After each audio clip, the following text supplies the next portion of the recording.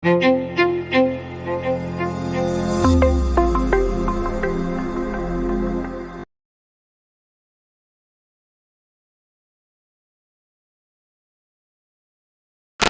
orang Yahudi tak menerima Nabi Muhammad SAW sebagai Nabi terakhir? Saya telah mendengar pandangan seorang padri Yahudi mengatakan, akhir zaman akan muncul apabila semua keadaan telah aman semua. Orang telah kaya, tidak ada orang miskin. Waktu itu Nabi akhir zaman akan muncul. Apa jawaban Pak Ustaz? Ada buku yang amat sangat baik. Judulnya Tarikh Ad-Diyanah Al-Yahudiyah, Sejarah Agama Yahudi. Di sana diceritakan bagaimana orang Yahudi percaya bahwa nanti di akhir zaman akan datang seorang nabi dan mereka menyebut dia manakala berperang. Ini Yahudi, ini Bani Ghatafan. Mereka berperang dengan Bani Ghatafan dan sebelum berperang mereka berdoa kepada Allah, ya Allah, tolonglah kami melawan Bani Ghatafan berkat nabi terakhir yang engkau utus. Sudah datangkah nabi terakhir itu? Sudah. Siapa dia? Muhammad sallallahu alaihi wasallam. Mana buktinya? Husain padri Yahudi, dan dia ingin tahu apakah ini nabi terakhir itu. Dia intip dari balik pokok kurma manakala Muhammad SAW datang. Tala'al badru alaina. Yang lain menyambut Nabi Muhammad, dia perhatikan dari jauh, dia tengok tanda-tandanya.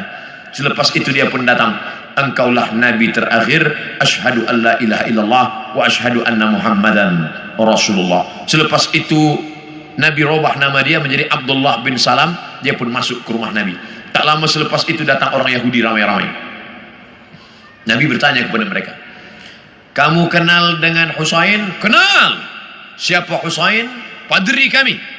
Siapa Husain? Anak orang baik. Husain adalah orang baik, anak orang baik, keturunan orang baik. Apa kata Nabi? Husain sekarang ada dalam rumahku dan dia sudah Islam. Apa pendapat kamu? Husain orang paling jahat, anak paling jahat, datuk nenek moyangnya orang jahat, dan dia yang paling jahat di dunia. Kenapa Husain masuk Islam? Kenapa mereka tidak? Karena Husain melepaskan dari segala kepentingan. Sedangkan yang ini masih inginkan kekuasaan, masih inginkan harta benda. Bila aku masuk Islam, nanti aku akan susah, aku akan miskin. Alladzina atainahumul kitab, mereka yang kami berikan Taurat dan Injil, ya'rifunahu kama ya'rifuna abna'ahum. Mereka mengenal Muhammad sallallahu alaihi wasallam sebagaimana mereka mengenal anak kandung mereka sendiri. Nauzubillah, accident, terjadi musibah, hancur muka anak. Lalu kemudian seorang ayah dan bunda datang ke hospital. Kami nak tengok anak kami. Betulkah dia yang kena accident? Nauzubillah. Belum buka wajahnya dah tahu ini anak kami. Dari mana? Dari jari kakinya.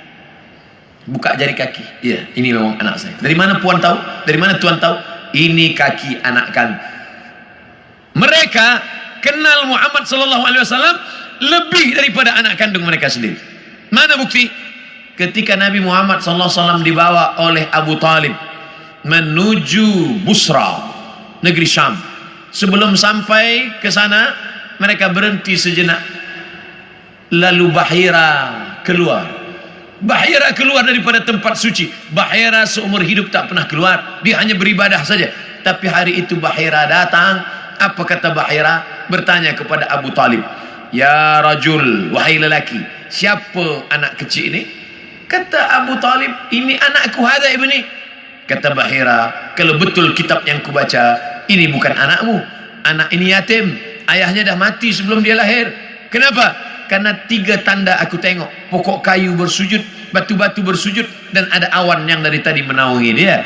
Tersenyum Abu Talib, ini memang bukan anakku, ini adalah anak saudaraku. Karena orang biasa berkata anak saudara itu anak kita juga. Anak saudara, anak kita. Rumah saudara, rumah kita. Tapi bini dia bukan bini kita. Ini siapa? Ini anak saya. Itu kan bukan anak ustaz. Itu kemana kan ustaz, anak saudara? Udah macam anak saya.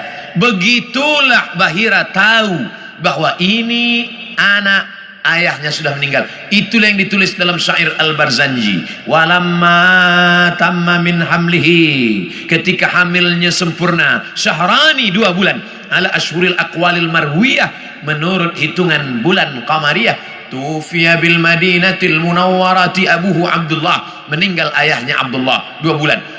Kenapa mereka tahu?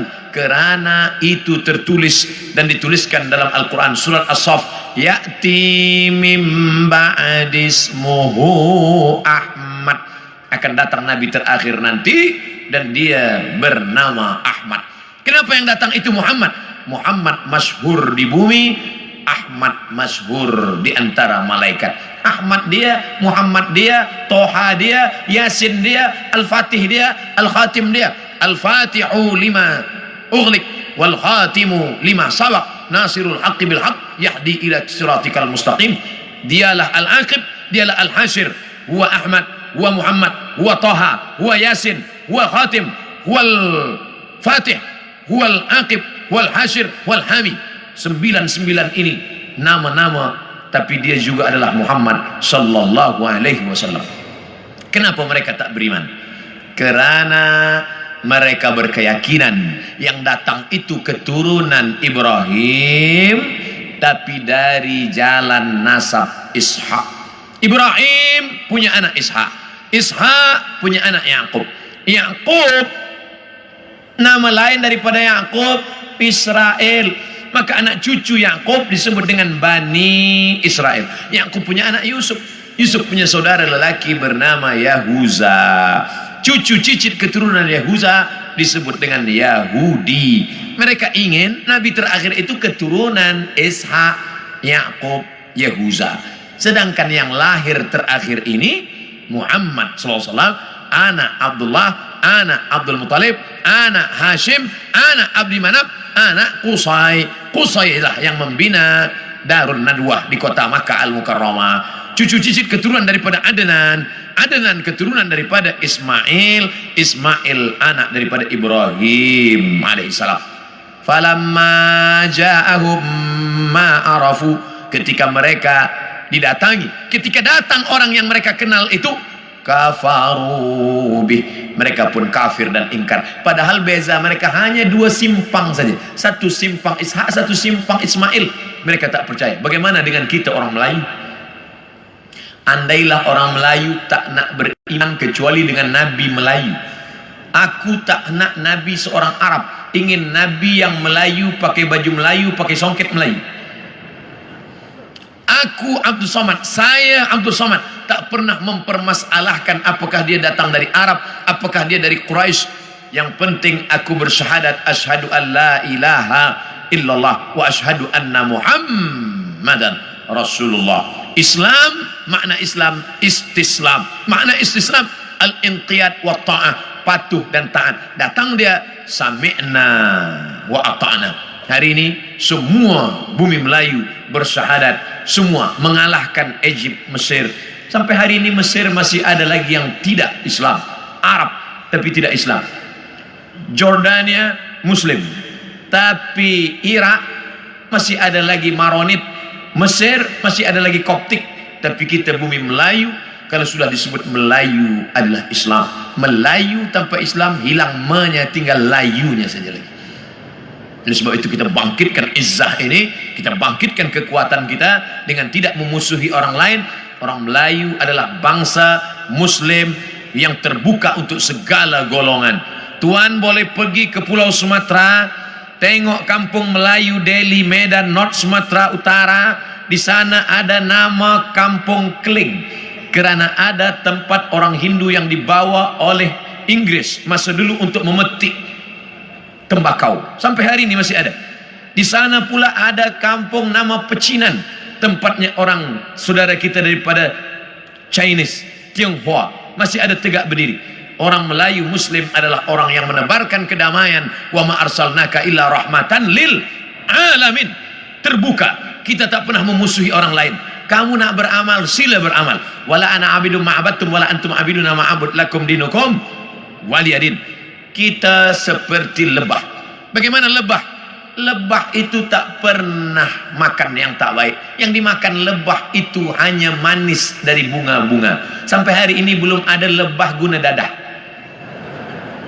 Dua, yang keluar daripada lebah pula elok-elok saja, yaitu madu lebah. Kenapa saya minum madu penyakit gula, diabetes saya? Yang salah bukan lebah, tukang jual lebah campur gula.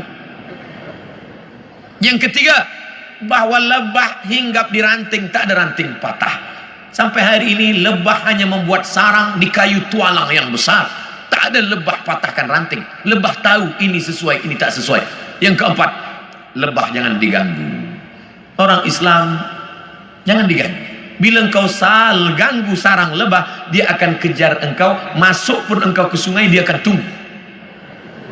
Bila kau tak bernafas, engkau tarik nafas, di situ dia guna. Kepala engkau akan bengkak. Hati-hati dengan lebah. Dan lebah ada senjata satu saja. Di ekor lebah ada satu senjata. Lebah tahu, bila aku dah guna ini aku akan mati. Sengatan lebah diguna sekali seumur hidup. Dan kalau dia sudah pakai, orang akan kena, dia pun akan mati. Bagi lebah, lebih baik berputih tulang daripada berputih mata. Ini tak betul juga, sebab lebah tak bertulang.